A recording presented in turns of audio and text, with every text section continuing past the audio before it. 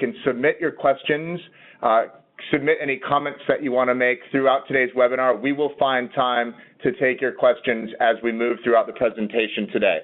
A couple other notes before I hand off to our presenters today.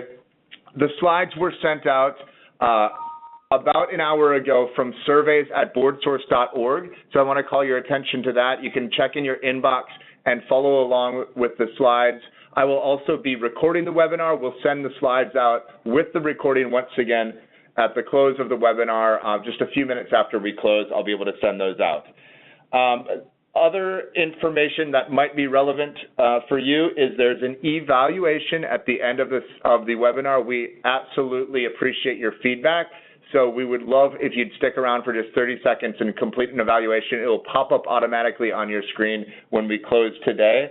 And other than that, again, I just want to welcome you to this webinar, encourage your participation, and say thank you for joining us. And also, thank you to Brett Bryant, Heritage Bank. Thank you to Jennifer Rhodes at the Community Foundation for Southwest Washington, and of course, Angie Santo-Walter at Russell Investments. Thank you all for being on the line. And with that, I'm going to hand it off to you to do your introductions. Great. Thank you very much. My name is Angie Santo-Walter, and I work for Russell Investments on our nonprofit team. And I want to tell you a little bit about Russell as we get started. Sorry, we're moving our slides. Maybe the next one. Okay. We're going to get this down. We are.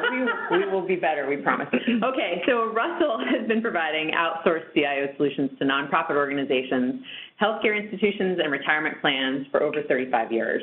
Our outsourced CIO solution combines strategic advice, asset management, dynamic portfolio management, and administrative services all in one comprehensive solution.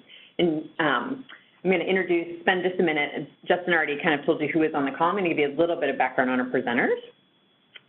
Jennifer Rhodes is the president of the Community Foundation for Southwest Washington, and she's been in this role since 2012. And prior to taking on this challenge, she spent 15 years working extensively in financial planning and wealth management. And our other panelist is Brett Bryant, who is the board chair for Community Foundation for Southwest Washington. And he has been on the board since 2008 and served as the board chair for the past 2 years. In his professional capacity, he serves as the Oregon and Southwest Washington Market Executive for Heritage Bank, which is a $3.9 billion community bank. And he also serves as the vice chair of the Clark County Food Bank Board and the board chair of the New Heights Medical Clinic. So thanks so much for joining me today. Yeah, thanks for having us. Thanks very much. All right. So what we want to do, we want to start off with a little bit of background about the Community Foundation for Southwest Washington. So Jennifer, I'll start with you. Tell us a little bit about how you came to work for the foundation, a little bit of a history about the Community Foundation, your mission, and your current priorities. Yes, so as Angie mentioned, I joined the Community Foundation about 4.5 years ago, and I am a lifelong resident of Vancouver, and what I jokingly have told people in the past is I always wanted to be this great philanthropist in my life, but I realized I probably would never have enough wealth. So somehow my professional career led me to join the Community Foundation, and it has been a wonderful experience. I think having the investment background and wealth management background with high net worth individuals over the past now 20 years, including my time here, has really helped us evaluate our investment program here and govern the whole program and take it to another level than where it was in the past. But the Community Foundation has been here since 1984, so we are over 30 years old. We are a place-based organization, so we serve Tri-County region, Clark, Cowlitz, and Skamania, and that is a population of close to 575,000 individuals. What's unique about us is we're about 3 hours south of Seattle, so we're really outside of a significant wealth center in the state of Washington, and we're a suburb of Portland, Oregon. And we view ourselves as a suburb, but also that state line, the Columbia River, is a significant distinction when looking at funding opportunities and working with nonprofits in our community. This slide, if it's going to let me move it. There we go. So our current charitable assets under management are $183 million. We have 10 full-time employees soon to move to 11. And our annual budget, operating expense budget, is about $1.5 million. Our grant behavior, which is grants that are controlled by our board as well as our donor advisors, ranges in the $7.5 million a year range for the past 3 years. Okay. Thank you. So, Brett, tell us a little bit about your background and how you came to serve on the board of the Community Foundation, and kind of from the board and governance perspective, what your current priorities are and how you work with your investment committee to kind of set those priorities for your investment program. Yeah, thanks, Angie. I'm happy to do that. I actually am completing a 9-year term on the board, and so I will be summarily dismissed soon.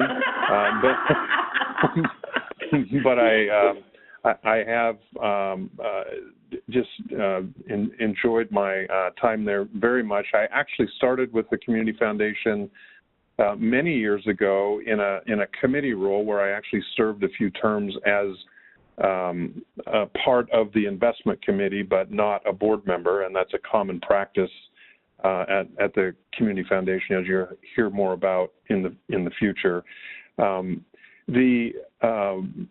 guess the reason I'm part of the Community Foundation is that the Community Foundation plays a very, very unique role in our community. It's what I often refer to as kind of Switzerland. It's got an objective view of the nonprofit community, and not essentially raising money for any one area, but raising money for essentially all areas. Over the past few years, actually since Jennifer's been on board, we have had a fairly significant rewrite of our strategic plan.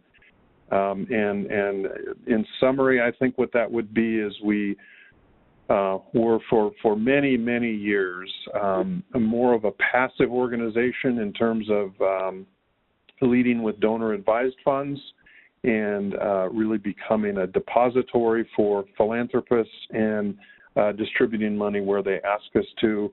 In the last several years, we have really made a significant pivot, and that is to be very, very outbound in our outreach to nonprofits, very significantly understand what they do and what others do, and get an old text for what the needs are in the community, and really be part of the conversations where we're trying to remedy significant social problems. That pivot really has required us to say, well, where should we spend most of our staff and committee time? And so as a part of that process, we have been evaluating all of our committees, including the investment committee, to essentially really try and maximize their effectiveness as it relates to that strategic plan. Great. So building on that, tell us, Brett, a little bit about how the formal structure of the board, how the investment committee reports up to the board, and what the different roles and responsibilities of those two groups are. So the investment committee is not a standing board committee. It's really an advisory committee that reports to the finance committee. And so the finance committee then reports to the board. The investment committee was formed many, many years ago when the foundation was quite small, and it was essentially formed in recognition of the fact that the board itself did not have a lot of resident expertise in the investment management area. So essentially populated the investment committee with local investment professionals, and it's a rather historically been a rather remarkable group with really terrific investment expertise, and they were guided by an outside consultant who did not have discretion, but essentially provided ideas that were then vetted by this investment committee, and those those recommendations were pushed up to the Finance Committee, and that ultimately was approved by the board. Great. And so, Jennifer, why don't you touch a little bit about the role that staff plays in the overall investment management portion of the program? So the staff has a significant role within the investment program at the Community Foundation. We historically and today, we implement the program. We even have some delegated authority in being able to work directly with our investment advisors and making decisions within parameters set by the board.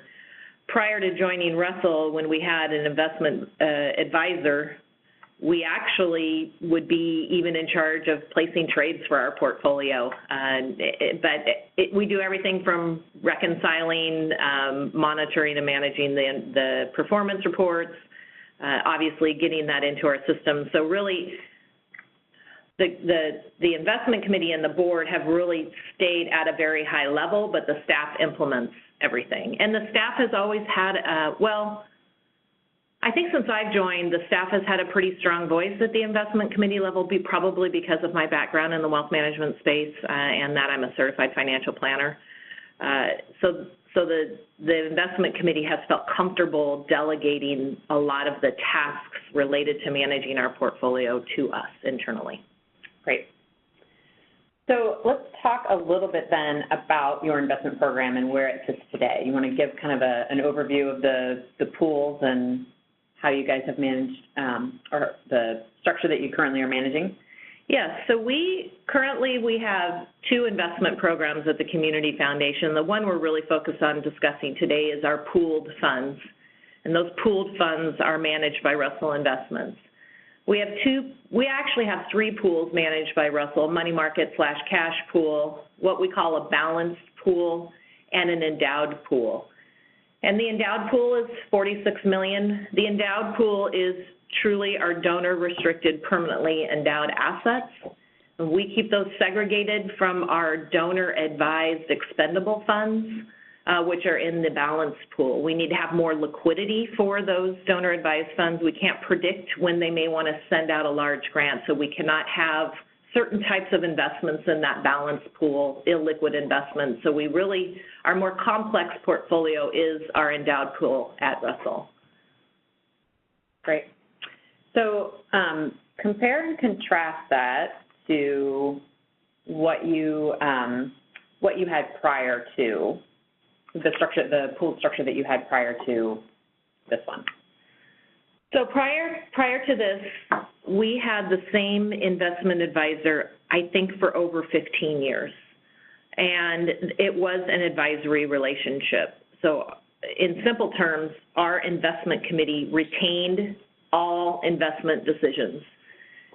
They not only retained investment decisions and trading authority, they also had the ability to at times bring their own recommendations to the committee to put into the portfolio, maybe because they liked an investment manager or they felt compelled that they had a great track record and they should be part of our portfolio.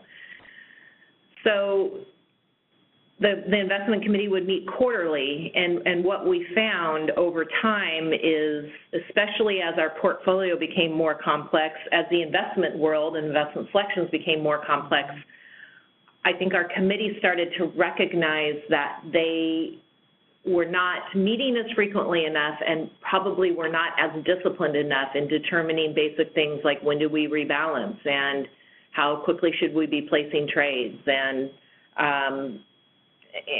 making other important decisions around liquidity.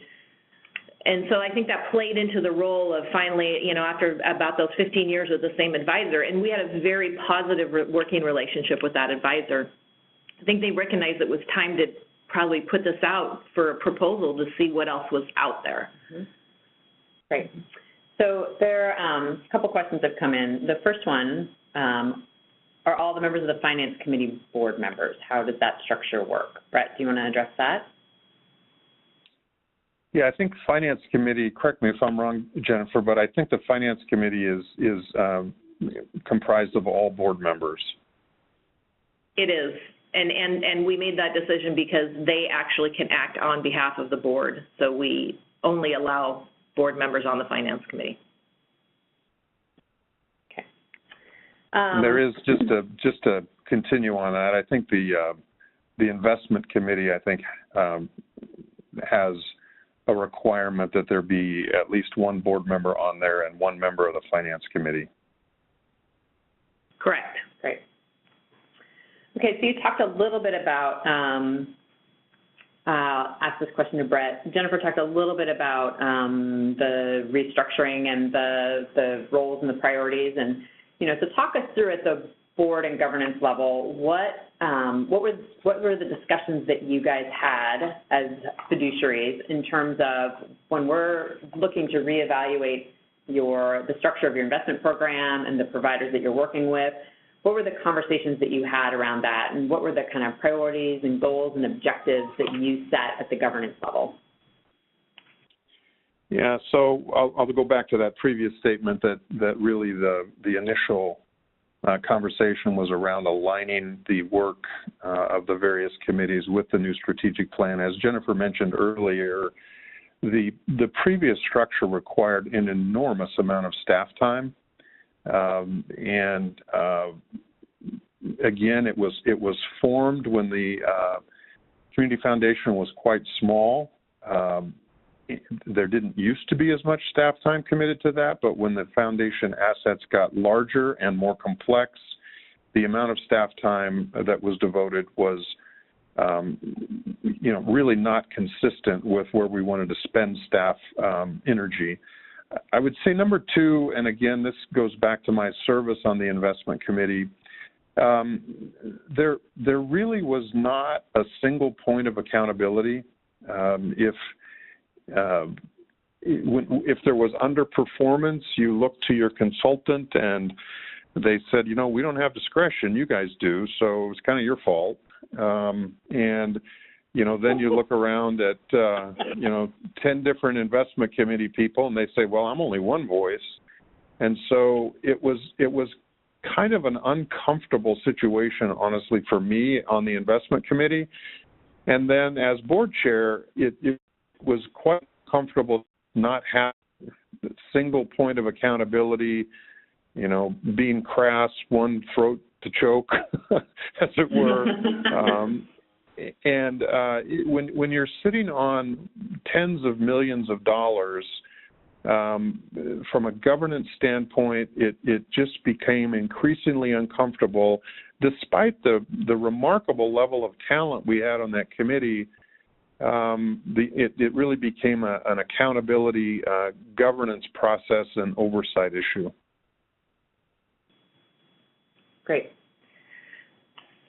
So a couple things I want to add when you talk about major areas that we were looking at with the RFP had to do with, and I'll get a little down in the weeds on this, but really was location of the manager and access to the manager, and whether or not we would have in-person access with our manager.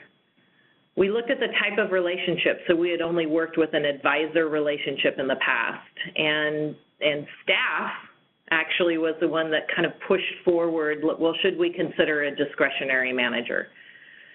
Custody relationship was important. The size of the firm was important to us. Active versus passive investment management strategies, obviously the fee structure, and then ability to help with oversight on our non-pooled accounts. And we saw that a question came in asking, okay, well, we see that you have $75 million here. Where's the other $100 million of your assets? So I'll address that. Sorry, I skipped over that on the slide.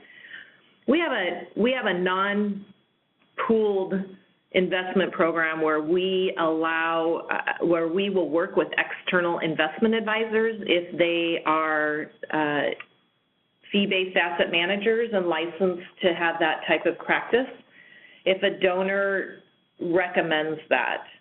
The assets are still ours. We open accounts in the external investment advisors practice.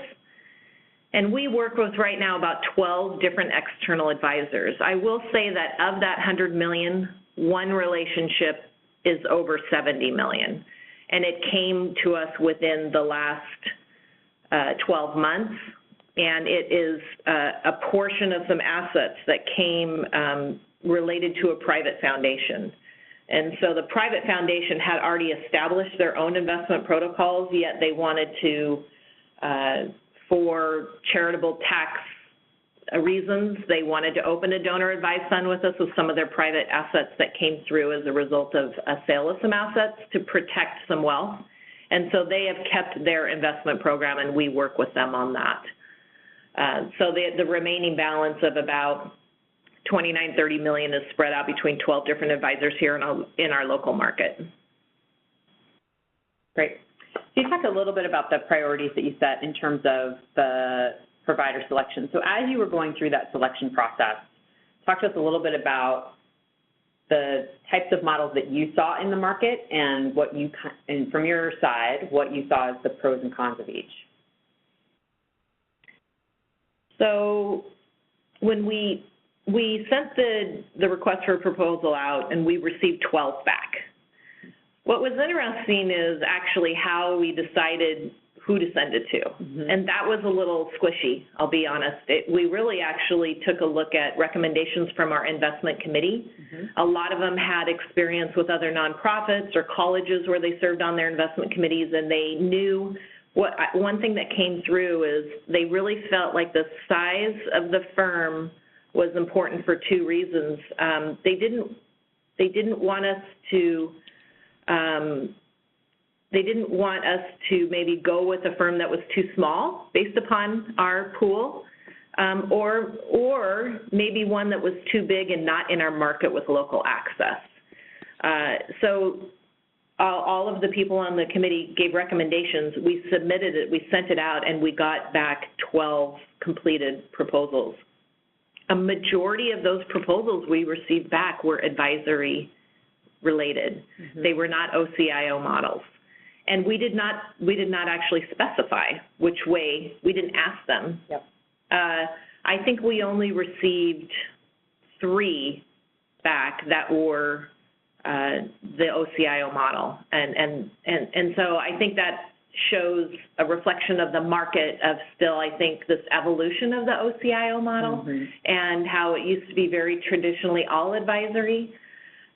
So that was one thing that we noticed when we got the proposals back. And when we got down to our 5 finalists, we wanted to make sure that we had at least one OCIO model in those 5 finalists.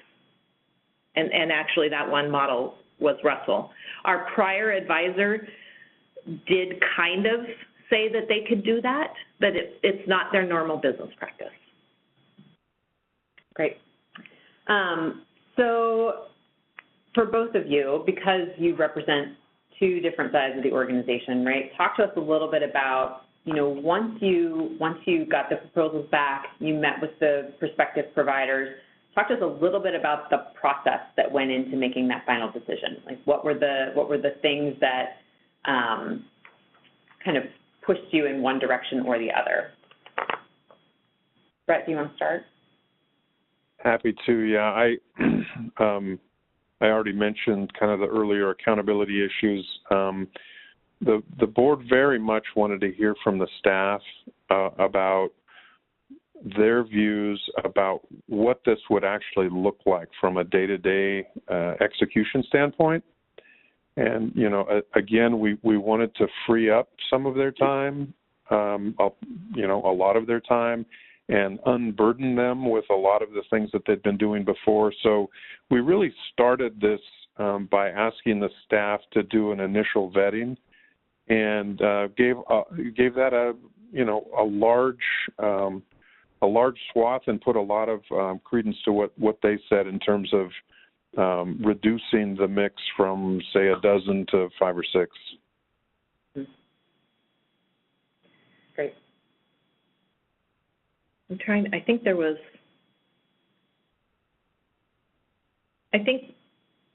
Well, I'll leave it at that. I think something else will come up in the future conversation. Sorry. Okay. Okay, so once we kind of began working together, talk us through some of the biggest changes that happened. We already talked a little bit about the change in how you manage the pooled funds versus one pooled fund to now too, with different objectives, right? But talk us through a little bit more about the change in the role for staff and the change in the role for the board and investment committee and how that process has worked with us. I think what was refreshing, and I think this was the point I was going to make, that came from the investment committee, is that there was a realization as they looked around each other at the table and they said out loud, we probably aren't doing this as good as we could and as good as we should. They were still great fiduciaries, but they recognized that the foundation had grown to a size and the staff was becoming overwhelmed by the structure and how we were managing the portfolio, that I think the most monumental decision that was made was when the investment committee said, we do need to give discretion to another investment manager. And actually staff we just about fell out of our chairs over it. We were very thankful. The other thing I want to bring up before I move into the changes in working with Russell is that fees did come into play. And we quickly recognized that with our past structure, we were expensive internally in managing our investment portfolio, and it's really hard to ignore that because that impacts your grant making ability. So we want to preserve as much of the money as possible to go out into our community and grants, and so fees rose to the top, and even in this OCIO model, it was extremely competitive from a fee standpoint. And our committee talked about that a lot. And as much as they appreciated having the advisor relationship, it just looked really expensive. So I think initially in transitioning our portfolio, we had two relationships that we were working with. We had an external custodian, which was a bank in Portland, and then we had our advisor relationship. And so in working, what was great is that Russell kind of put together a transition team, and we mapped out how we were going to move assets and how we were going to work together. And I would say that was probably one of the best transitions I have been through in my career. I've been through many broker-dealer changes. I've been through trust platform changes, and it was nice to know that we had that team at Russell to walk us through that process. I will say, you think you ask all the questions and you think you have all the answers, but it's never as smooth as you want it to be. I think the one thing that we struggled with is we had worked with our same custodian for 15 years, and we had such a strong, tight relationship with them that when we went to a new custodian / broker-dealer, which is State Street, which is who Russell primarily works with, we had to get used to State Street's processes. And I would say that wasn't anything that Russell did. That was State Street and how they kind of work with their clients. And I think that was the toughest part of this transition. It's taken us about a year to get used to their way of doing business. And we had to modify our behaviors, everything from how we request cash or stock coming into the account. So that part, but the transition team was extremely helpful. Was there another part to your question? No, okay. I don't think so. Okay. So for those of you listening, we're almost done with kind of our quote-unquote prepared remarks. So if you have additional questions that you have not already asked, please let us know. So, but I'm going to talk a little bit about, we talked a little bit about the portfolio changes, but that wasn't the only change that we worked through at the beginning of the relationship, where you guys had a very high spending rate coming into working with us. And so talk us through the process that you at the board level did to evaluate that spending rate and evaluate it based on the current market environment and your investments and some of the changes that you made there. Yeah, happy to do that. If I can just add a parenthetical to Jennifer's earlier comments, I have to give a compliment to Jennifer and her team for, as the investment committee evaluated the change the staff and leadership did a very nice job of really identifying all of the factors that need to be considered, and that framing and context provided to the investment committee was crucial in allowing them to make what I think is the right decision. So we just wanted to say that from the board chair perspective, and would give anyone that advice as they're evaluating this. As it relates to spending, you know, the job of the community foundation really is not to manage money; it's to get money and then give it away. Investment management can kind of acquire its own gravity and become, you know, kind of the most important thing, and it's very important, I think, to keep that in context. The notion of our spending rate was a very, very difficult decision. Honestly, I'm still smarting from it because we reduced it by a lot, and I'm still bothered by it because we have historically been a very, very generous community foundation as it relates to the percentage of our assets that we distribute in the community. And particularly during the recession, we saw, you know, double-digit percentages going out from our community foundation, and I could not have been prouder of our donor advisors and our foundation itself. So quite honestly, though, what we recognized was a couple of things. One, the post-recession markets, both fixed income and equity, are different than they used to be. Two, we also realized that our investment committee had underperformed our benchmarks. And so our portfolio had not historically been doing what it should. And so we made the decision after evaluating Russell's kind of go-forward research and recommendations, our own historical investment management performance, and other factors, we made the very, very difficult decision to move down to 3%. And honestly, I'm very much hoping that back to it and says it did more. Oh, Brett, you were just breaking up on that last part. Well, my hope is that we can return to a more normative distribution rate, you know, and that the research we get from Russell supports that. Yes. So I think this conversation of spend rate ties into a fee question that we just had come across, and I think it was saying the question is fees competitive. Was this an apples-to-apples comparison, or did it include a change/lowering of your internal fees?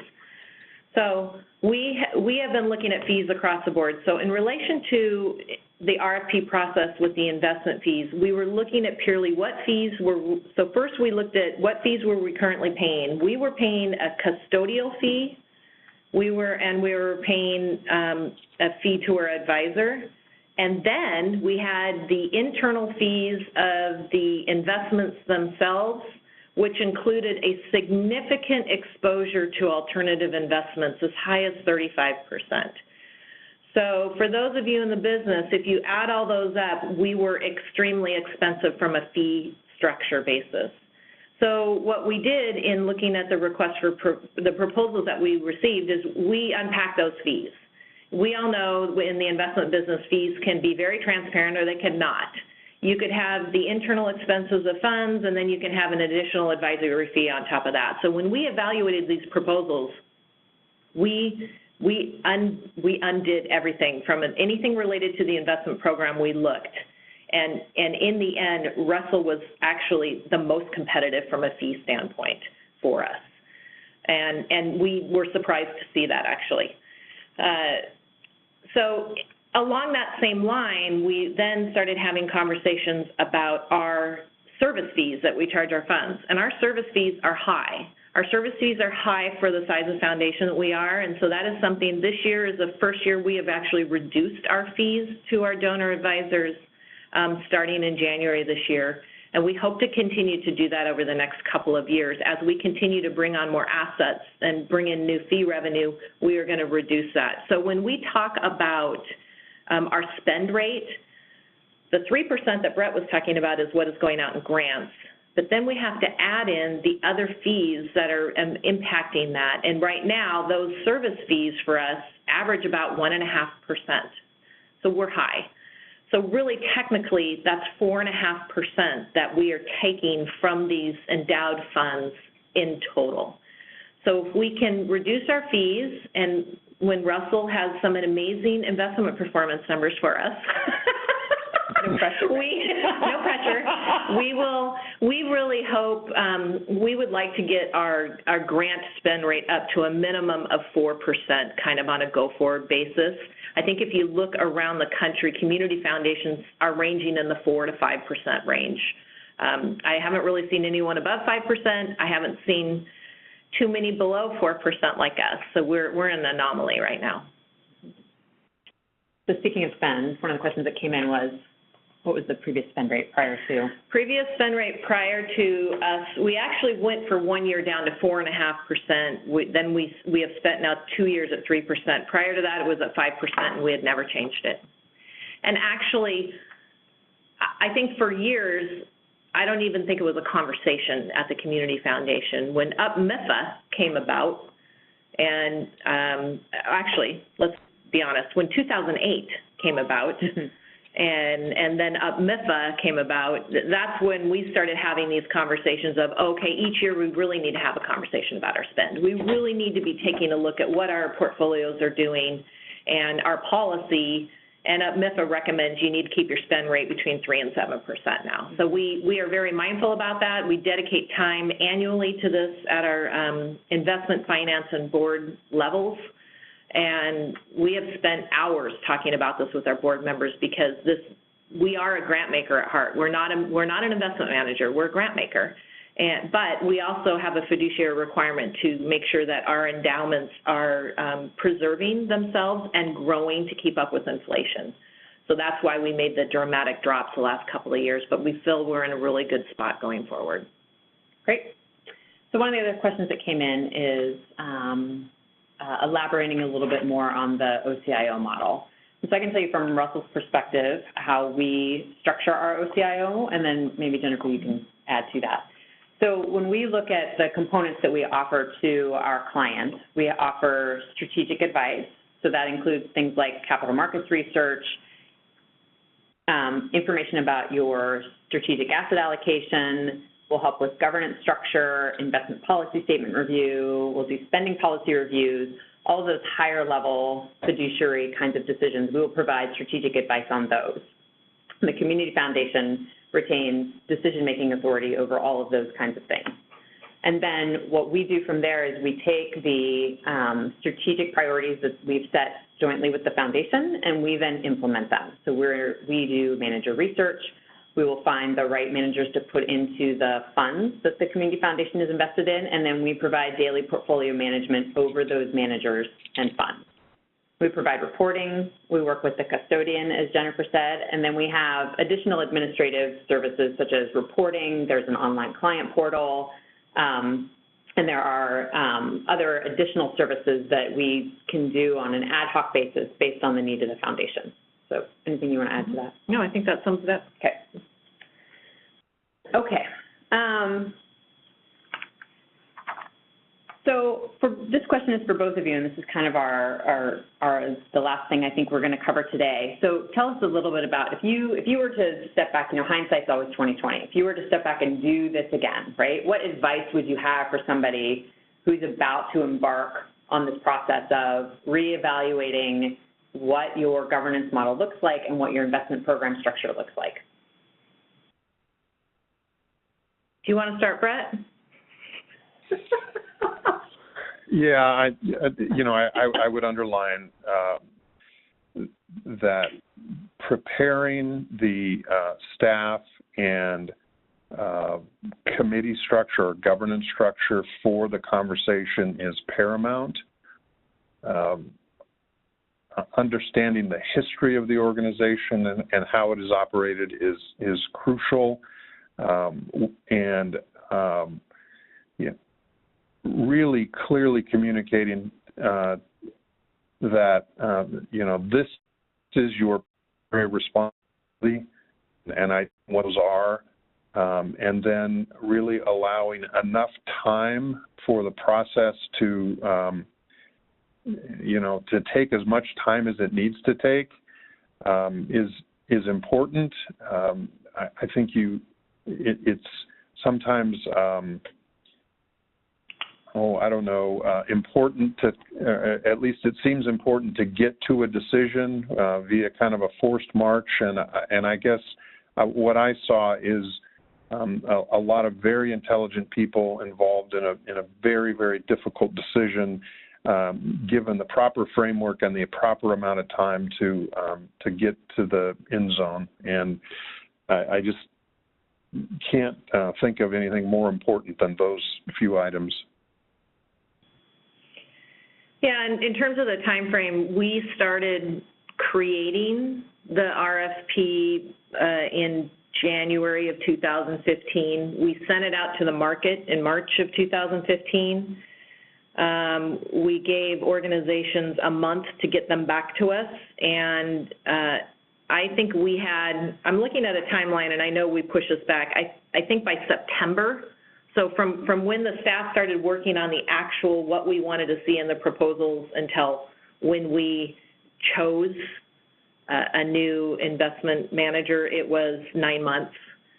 We needed the next 3 to 4 months to work with Russell to make sure that we were lining up the transition appropriately and really looking at all of the investments and securities. Because we had such a significant hedge portfolio, they also helped us determine, what can we keep, what do we have to unwind, and honestly, we're still unwinding some of those positions because of their liquidity schedules.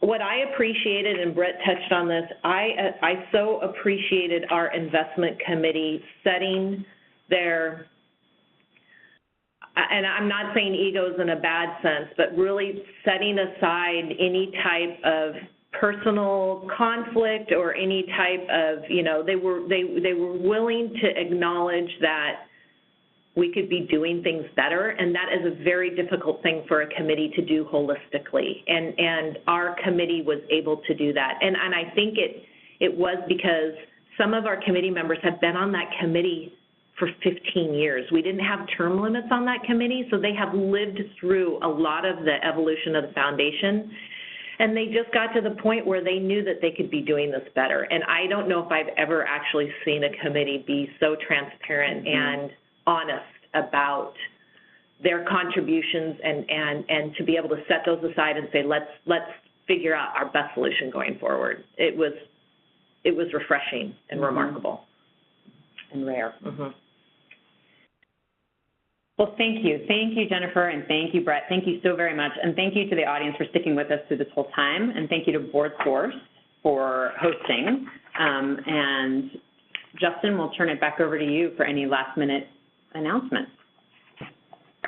That will be all. I just want to thank the three of you for being on and for sharing your expertise and your knowledge today. A huge thanks to the three of you. And thanks, everybody, for joining us today.